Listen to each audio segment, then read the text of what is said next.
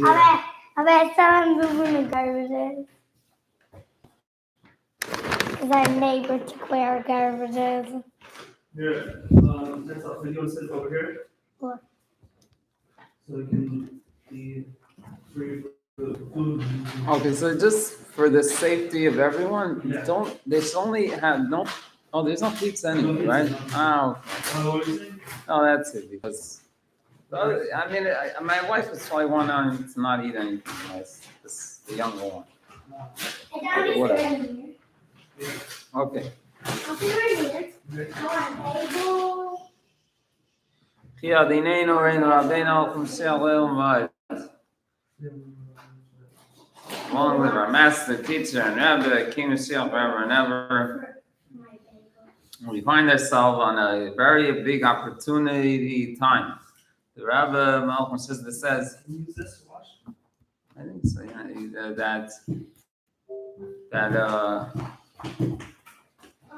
the night we are in right now, which is joining the 27th of Nissan with the 28th of Nissan, is a very, very auspicious time for the coming of Mashiach. And the Rebbe Malcolm Sisda explains at length the great special qualities that this night has from the day of the month, from the day of the Sfira, from the Parsha of the week, that it was that week. It's a little bit different this year than 1991. Tafshin Alf that year was in the Parsha of Shmini. This year it's in the Parsha of Tazir Mitzrayim. And connecting all that to the coming of Mashiach, also all the days.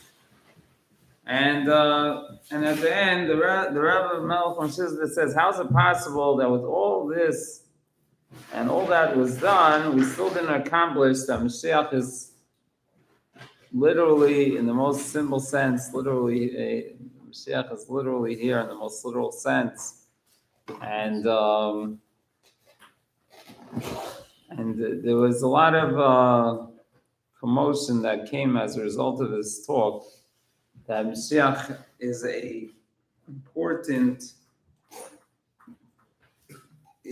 not important, it's the important matter of the time, and that's what continued after this talk, that's the main emphasis. The main emphasis is on, the main emphasis of talk and our conduct is on the coming of Mashiach, and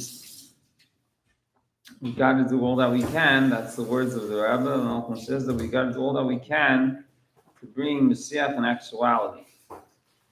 And the Rebbe Malcolm says said that it should be one or two or three will come up with an idea what to do, and they'll do it. There'll be 10 stubborn people, and they'll be stubborn to bring Mashiach no matter what. They're going to make sure Mashiach comes in a little actuality. And the Rebbe Malchus said that he's going to continue and add in his part by making everyone an emissary to give dollar to tzedakah. Everyone will be his emissary to give a dollar to tzedakah. And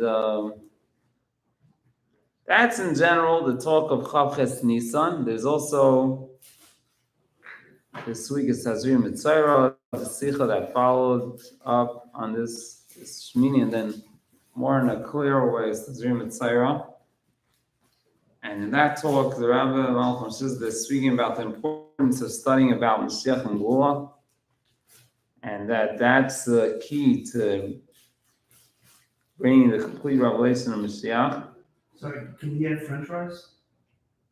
Oh, him? Maybe the bagel will be the best, because that wasn't like... What? Sorry. Bagel?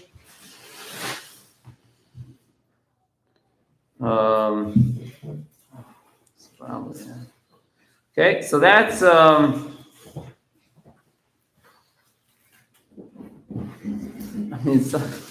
they ate a lot today anyway. Okay, whatever. Anyway, so what does it mean for us? Okay, what does it practically mean for us? So number one,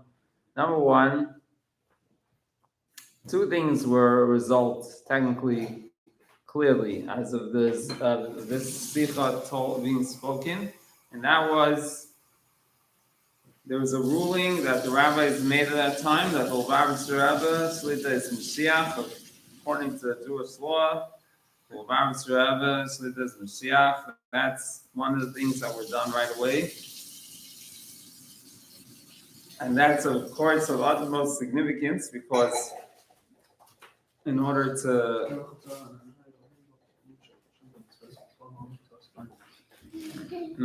bring Mashiach in actuality, first and foremost, we got to know who it is. And we got to get as much as possible to the state of Mashiach coming in actuality. So first and foremost, we got to identify who it is that we can get to that detail. We have to get to that detail. That's the main focus. Mashiach, we got to get first and foremost, the closest we could get to it in the present time is to identify Mashiach according to Jewish law. And then we'll have the first step in Mashiach redeeming us. Is first we got to know who he is. So that's first and foremost. And also as a result of that talk, a lot of people started getting people to sign a declaration that they are accepting the Rebbe Shlita as their king, as a king Mashiach, and going to be good, avodim.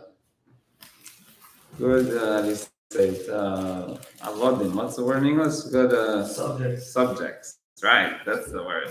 Good subjects. So we got to be good subjects of the king. So that's then.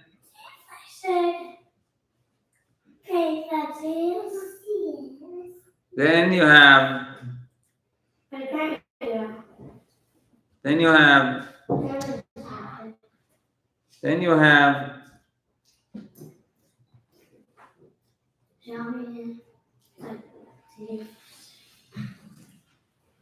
the study of the topic of Mashiach and Gula, which that is a very big focus of the talks. Okay, so the talks of the Rebbe, Malcolm says that after this talk, of the next couple of weeks, months, is on this, okay, and the announcing of Yechi is on this, okay, identifying who Mashiach is, understanding why Mashiach is very, very imminent, and already not only imminent, but it's already like, it's so to say like the sun, is a dawn. It's like dawn already.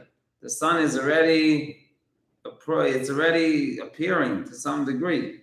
Mashiach is not only a future thing, it's already in the process. Mashiach's coming is already in the process. It's not only a future event that we're waiting for. It's already, we're in the process already. That's what the talks are about. And the talks are telling us very well what do we need to do. Because to know that Mashiach is already in the process, that's a very nice fact to know. But practically speaking, what difference does that make to us in our daily lives? And that's what the Rebbe is explaining to us what it means practically in our daily lives.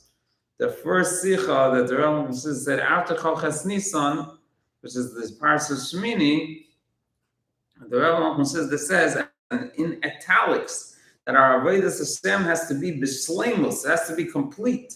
We have to be serving Hashem complete, in a complete way. Now, that's an amazing, extraordinary level that we've reached. The Rebbe is saying that we're going to serve Hashem in a complete way. This is an extraordinary thing. We're talking about something that seemed to be out of our reach for many, many years. To serve Hashem complete, with completeness. That means that we're serving Hashem with all our heart, with all our soul, with all our might. We're doing everything in the best way. So first of all, there's actually in the world already an extraordinary phenomenon that we're in. That it used to be not easy to do mitzvahs complete because the world was in a haywire state. The world wasn't a good state. And things weren't weren't complete from the outside. Forget about from our perspective. The world wasn't complete. The world was in a haywire state.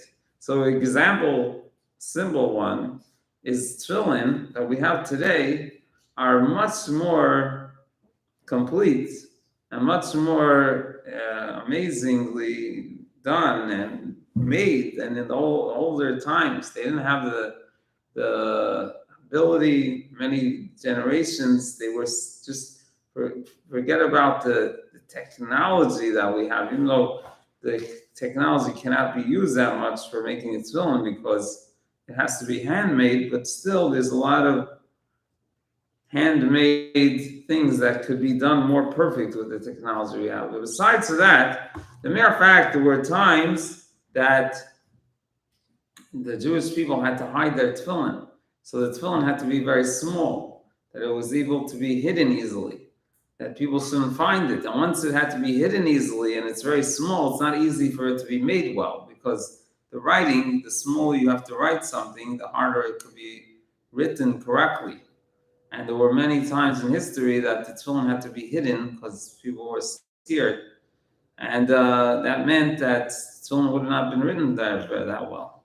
And also, when a person is constantly on the run, constantly being persecuted, and tefillin are very delicate. And if they get, heaven forbid, immersed in water, I saw a pair of tefillin that was immersed in water. That destroys the tefillin. So you got to be very careful with your tefillin. And when a person is constantly persecuted, that doesn't help taking care of the tefillin. So there was a lot of things in history. Another example, lighting Shabbos candles was not always so simple. In our times, you could light 20, 30 candles and you don't have any issue with that. Do whatever you want. You could buy as many candles as you want. It's not like this in the past in history. There was called candle taxes that only the Jewish people had.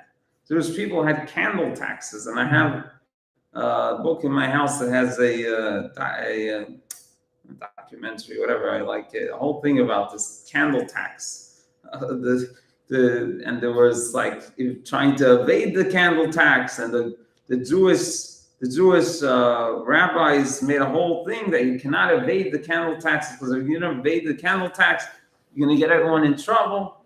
And what was the candle tax? They made the candles extremely expensive because they knew that the Jewish people needed it for Shabbos, and this was their way of getting money out of us. They made a candle tax. So then everyone had to be very, very stingy with their candles. You couldn't have very many candles because every candle costed I don't know how much because of the high tax that they put on the Jewish people with the candles. So this was a problem. The Alter Rebbe mentions in Shulchan Aruch about fish.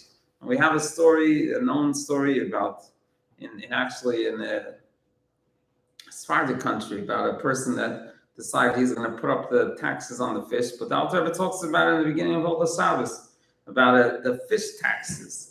That the non-Jews also, they knew that Jewish people need fish for Shabbos, so they would put up the taxes for the fish when it came for Shabbos. And this was a capability that they used to have. They could put the taxes on whoever they want. They decide this community gets taxes, and only the Jews have to pay the tax. The discrimination didn't exist in the olden days. You can't say discrimination. There was no such thing. No such thing. Everyone could discriminate against whoever they wanted. You want to take taxes from these people because you know they have some money and you know they need something? That's it. And especially the Jewish people, they were the first target. So these things, so it made it hard. It says in Alter Rebbe Shulchan Aruch, if in such a case, you don't need to buy fish on Shabbos. They're really doing that. I don't remember the exact details Alter Rebbe says, so don't take what I'm saying now as practical in any way. We don't have this issue anymore. But the Alter Rebbe says in such a case, you don't need it, if I'm not mistaken, you don't need to buy fish. So what ended up happening, people didn't have fish for Shabbos. So and it's a mitzvah to have it, special mitzvah to have fish for Shabbos. And these things were not they weren't possible. There were many of these crazy, these are just examples of crazy things we've had in our history of not allowing us, even if we wanted to to do the mitzvahs is first certainly imperfection. So that's in a most practical sense. Today, whatever you want is extremely available. You want fish or Shabbos, no problem. You want good tefillin, no problem. Nothing is out of the question anymore. When it comes to doing mitzvahs in a beautiful way, Baruch Hashem, that's extremely possible. Now that's regarding the world, if you want. Now the question is, what about what's with your heart? Okay, what about your heart? Your heart has to want too. It's not only about is it available in the store. You have to decide you want to pay the $2,000 to get a beautiful pair of tefillin, right? And the money, Baruch Hashem, even that also used to be. Money was not always as available as today. Today, money is much more. There's much more wealth in the world. What used to be considered wealth today is considered poverty. The world changed. Things have become much more easily available. So the money is also not so much of a question. But then the next question is, what's with our heart? Where is our heart? Because after all said and done, you can have everything available, but you got to want to do it. And serving Hashem is also, says, with all your heart.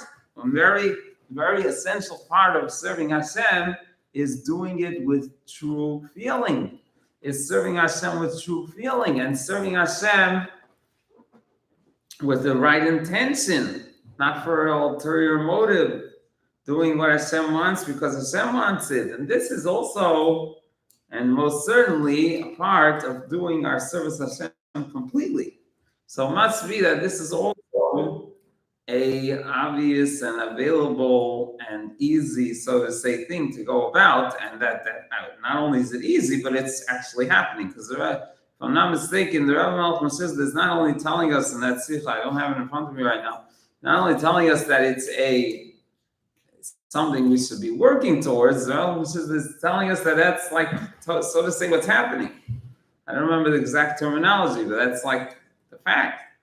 So the other things we see, everyone has fish on Shabbos, and everyone has, if you raised and for the most part, if you get to know about Judaism, you'll get yourself a nice pair of tefillin, no question about it.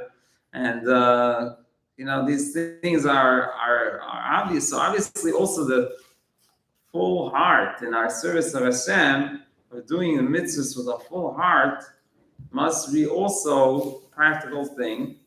And that is obviously also the case. It must be the case too. So, firstly, that's what the talks of the Rebbe. The Rebbe Malchus says this talks in these months, and that's where we see the Rebbe Malchus says is constantly giving us different angles and different methods and different, not only methods, what we need to do, different perspectives on the matter. For example, there's a whole talk dedicated to doing our service of Hashem complete, which is Pinchas, and the Rebbe Malchus says that that's going to get us used to the situation of the Gula, and the whole Sikh is all about doing everything with completeness and thought, speech, and action. That it's not just a matter of a deed, but also to do it with your thought, your intention in it, and doing it complete, not haphazardly. And that's the Pinchas, and then you have Chukas. The Rebbe says it's not enough to do it. You're supposed to have the intention behind it, the deep intention with the mitzvah. And that's in general what Chassidus is all about. Chassidus is emphasizing the depth and feeling for everything. It's not only a obligation. There's a feeling to it, and it's something you want to do. And this is what the talks of the Rebbe Malchus are certainly guiding us. And in general, the Rebbe Malchus from the start is pushing for all these like high levels.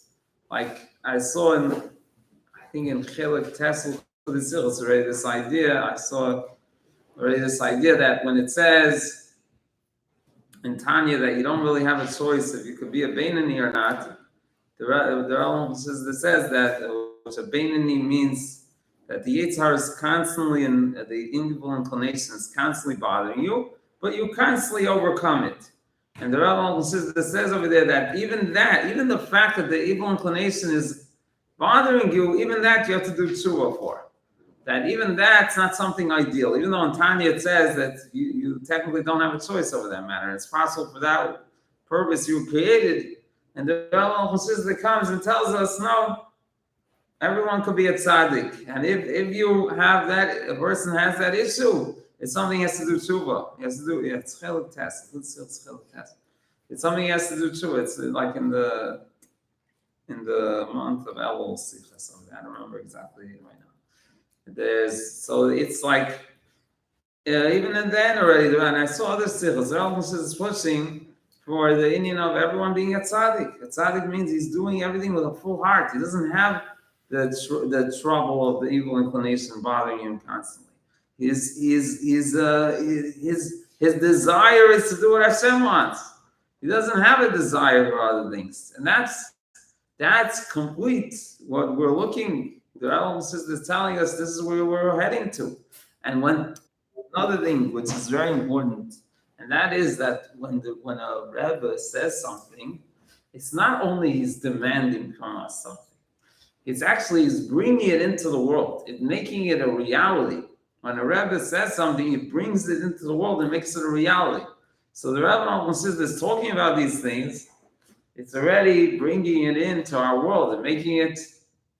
It's not something out of our reach. It's something that's a reality. So how do we see it practically? We see it. I'll give an example. So I'm very amazed. You have to always see the amazement that we see about people. So recently I saw that the Rebbe Malcolm says this is in Chelik Test. This is Chelik Test in a letter, and the Rebbe says you have to hire someone to teach you. And one of the members here mentioned this already. It's, hiring someone to teach him a certain thing in Torah. And I have the opportunity every week, already for now a while, that there's a father that he pays me to come every Monday and Tuesday to teach his 3-year-old son. His 3-year-old son is very advanced, and I have a father that pays me to come teach his 3-year-old son for an hour every Monday and Tuesday. Which a 3-year-old in general, you don't teach that much. It's not so easy to teach a 3-year-old.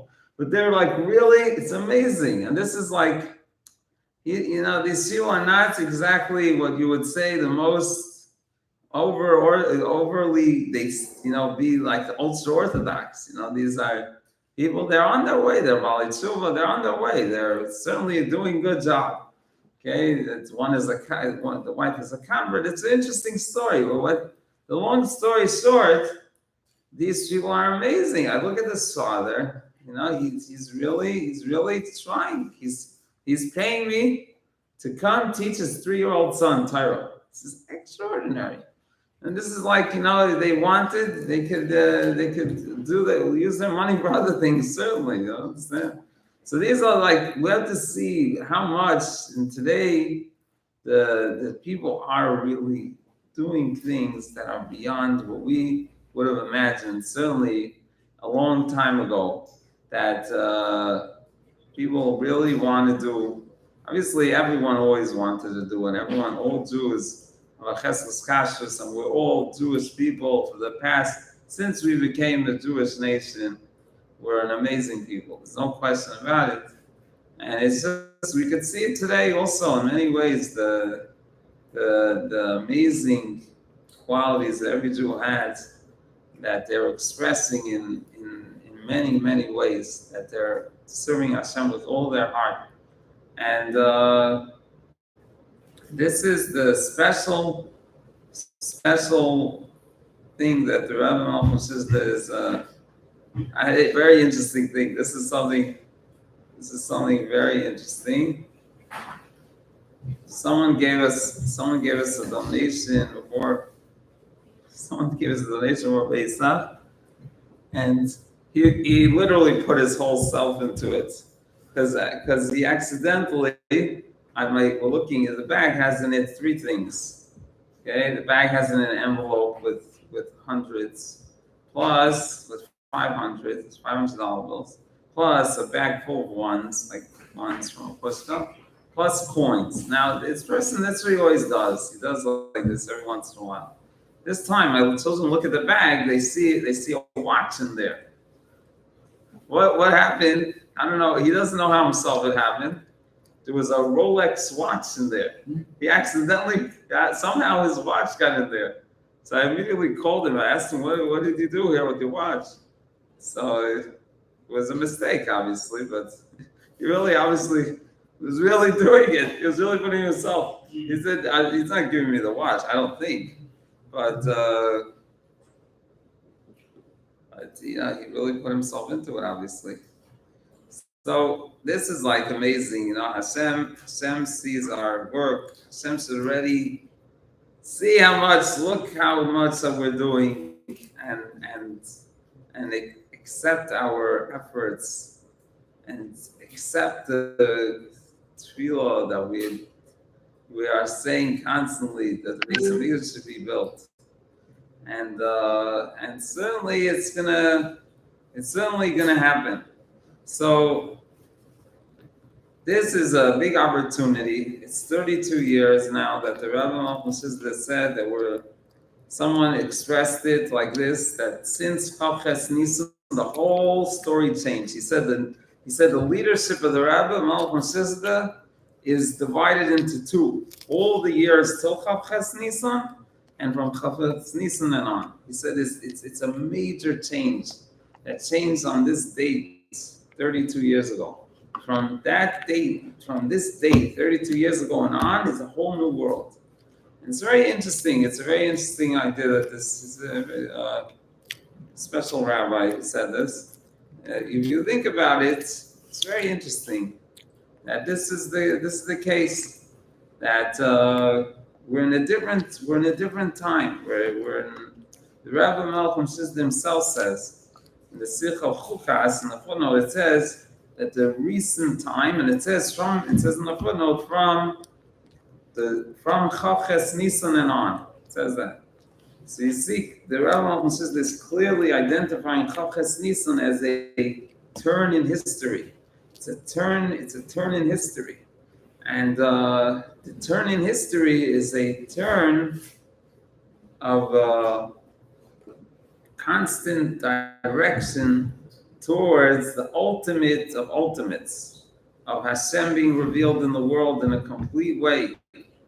When I was teaching, was it today or yesterday? I was teaching this boy, so I was explaining to him what it means that Hashem has a house. Beis Hamikdash is the house for Hashem.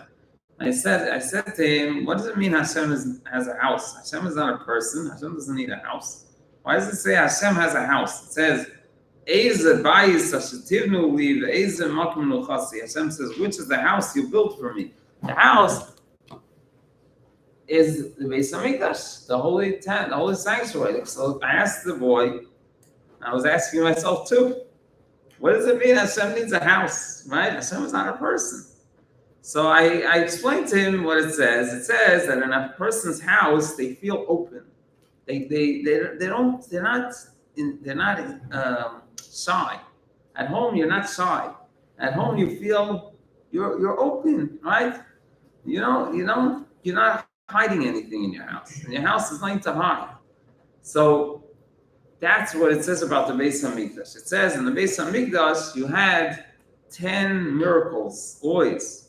You always saw godliness in an open way. Godliness was not hidden in the Beis Hamikdash. Godliness was constantly revealed in the Beis Hamikdash. And that's the home for Hashem, Hashem's revelation was constantly revealed there. And someone asked you last week about the fire on the altar. And I told him, he asked me, when was the first time? Anyway, we had recently, it says the first time fire came down from heaven to consume the sacrifice was last week, Parshas Shmini, on the 8th day of the Miluim. It's the first time a fire came down from heaven and burned up the sacrifice. So I told him the fire on the altar was a miraculous fire. It was a miraculous fire. There was no roof over the altar, and the fire was never extinguished. No matter how much rain fell, no matter how much wind blew, the fire always stayed. That was one miracle. Another miracle, the fire had a shape. What fire has a shape to it? This fire was in the shape of a lion. The fire on the altar looked like a lion. That was also a very big miracle. It had a shape to the fire. Fire never has a shape. You can't shape fire even if you want to. You can't make it look a certain image. It's not capable of shaping. The fire was in the image of a lion, was a big miracle. So there was miracles constantly in the Beis Hamikdash, and this is Hashem being revealed. And that is because Hashem has the ability, only one, to change nature, because he's the one that makes the nature. He could change it. So Hashem's miracles that Hashem makes were openly revealed in the Beis Hamikdash. And this is what it means. It's Hashem's home. So we know that that's what we're looking forward to. We're looking forward to a house that we're going to see constantly Hashem's godliness revealed. And we're going to have in the whole world Hashem's godliness revealed. We're told that in the redemption through Mashiach, the whole world will be a place of Hashem's dwelling. It won't be only in the Beis Hamikdash that Hashem will have a dwelling. The whole world will be a dwelling for Hashem. That means, and that's what it says, that there will be wonders. There will be wonders. The redemption will be wonders. We'll see godliness always. We'll see miracles and wonders always throughout the world, not only in the Beis Hamikdash. And that is what we're working towards, is to have in our life.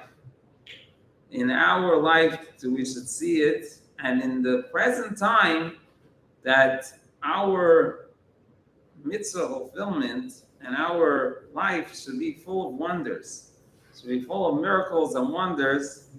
And the more we study and the more we do, the more we see the light of Hashem in the world. And Hashem is revealed in the world. And every mitzvah we do, it says, brings a light.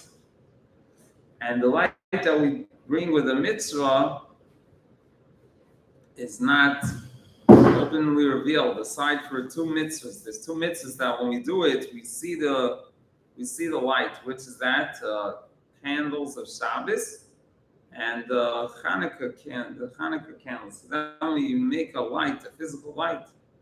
But we're told that every mitzvah we do really creates a light. Only that now we don't always merit to see the light. But in the time of the Gula, the redemption, we're going to see the light that's coming from every mitzvah. And every time we learn more Torah, it says is light. Torah is or. It says a mitzvah is a candle and Torah is light. So every time we study Torah, we're bringing light. And we hope very soon that we'll see with our own eyes, we'll see the great light of Hashem. It's a light that it says the sun will not be significant because the light of Hashem will be revealed. What that means, we don't understand really.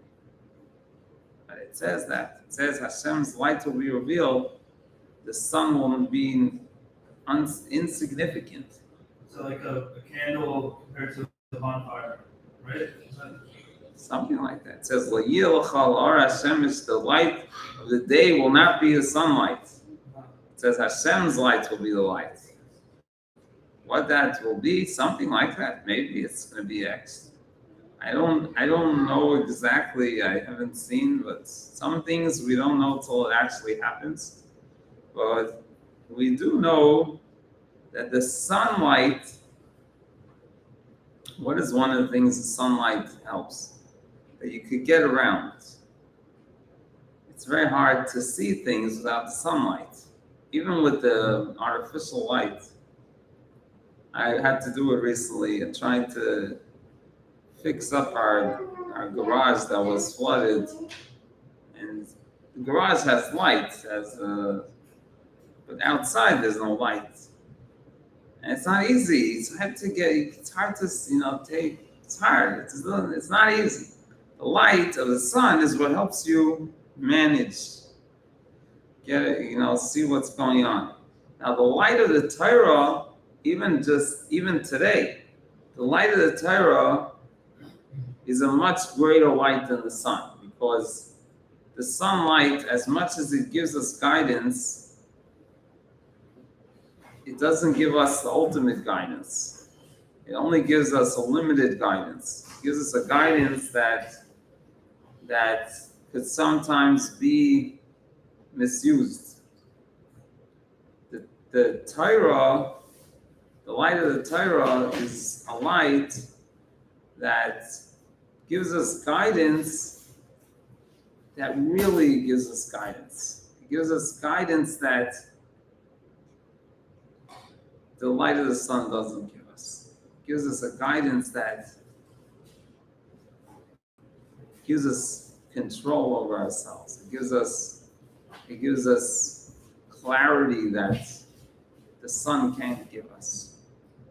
So in that way, as much as the Torah is revealed now, the Torah is going to be much more revealed in the Gula. And if that's how it is, most certainly the light of Hashem, the clarity that's going to give us, that's extraordinary. It says, there's a mashal, the Rambam says, what's the difference between a person that learns Chassidus and a person that doesn't learn Chassidus? Okay, there's a mashal that, if I'm not mistaken, the Rambam uses this mashal, and because people could say, you could be a good God-fearing Jew even without Chassidus. And the Rambam says it's possible, but it's a miracle. And it's the difference between being in a room with light or being in a room without light. That being in a room with a light, you easily get around it. You're not going to trip. If you're in a room without light, after some time, you'll manage to be able to maneuver around the room without tripping and getting your way around. But it's not easy at all, and it's a miracle. It's not gonna be that easy. So it's possible to fear heaven without Chassidus. It's possible, but it's not easy. And if I'm not mistaken, the wording the Rambam says it's like a miracle if you'll succeed. What is the light today? The light that we have is Chassidus. It's a light that gives us a great light. So one more point with Hashem's help, the Rambam says that it's the light, the inyanim of Tayu, but in the vessels of Tikkun. It's the inyanim of Tayu in the vessels of Tikkun. So interestingly, in the talk of Tazri Mitzayra, if I'm not mistaken, it talks a lot about Tayu, but it doesn't mention, if I'm not mistaken, I could be mistaken, the word Tikkun in the talk of Tazri Mitzayra. It talks a lot about Tayu, it talks a lot about highlights and bringing the highlights into vessels, but it doesn't speak about Tikkun. But in the talk of Boy, Tavshin Beis, the Rabbi says that brings from from Terah that Mashiach is from the world of Tikkun, unlike Moshe was in the world of Tayu. And in the other talks, for example, in Vayetze, it says Tayu coming into the Kelim of Tikkun. It says in a number of other places, but not in Tazri Mitzayra, if I'm not mistaken, it doesn't mention Tikkun. But the idea, one of the ideas, the Rambam says at the end of the first Toldus Sicha, is that Tayu and Tikkun is a neshama and a body. So, there's a very big emphasis in the Rambam Sichas on the idea of a neshama in a body, and that's the idea of Tayu and Tikkun. Tayu is the neshama, Tikkun is, or just the opposite. I think Torah is the body and Tikkun is the neshama. That's at the end of the first Talmud Sikha. So it's the idea of a neshama in a body. Why is it that the lights of Torah were in Tikkun? If it's technically it's neshama in a body, but maybe that's the opposite over here. That the body is in the neshama. What does that mean? That the body is in the neshama? That's what it seems, right? We're talking about the body being in the neshama. If Torah is the body and the Tikkun is the neshama, so the body is in the neshama. But what it certainly means is that there's a perfect union between the two. That they're completely united. It actually says in the time of the Gula, the neshama will receive its nourishment from the body. So it will be a little bit turned around. That that the body is in the neshama. In a certain way, it's a little bit turned around. But what it certainly means is a complete union between the body and the neshama, and that's what the talks are all about. A lot of emphasis on the complete union between the neshama and the body, that they're truly united. There shouldn't be any differentiation between the neshama and the body, and that the neshama and the body should be completely one. Ruchnius and Gashmi should be completely, perfectly united as one. And that's one of the points here that the Rebbe is emphasizing. And Hashem should help that already we should see that this is the case, that the Rebbe says there's a soul in a body in the most simple sense. And we should see it with our own eyes already. And we should see the Rebbe says that he's going to add in his accomplishment by giving out dollars. And we see that this is an extraordinary thing that the Rebbe is still doing. He's giving out dollars, which is extraordinary. And that we see this today. And Hashem should help that we should see the Rebbe, Malchum that when he's doing it, and we should already have the Gua,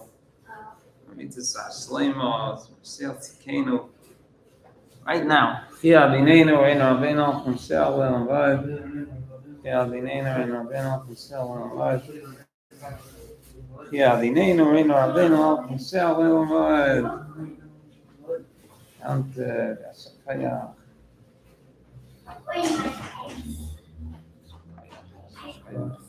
So yeah, let's set up a time for that.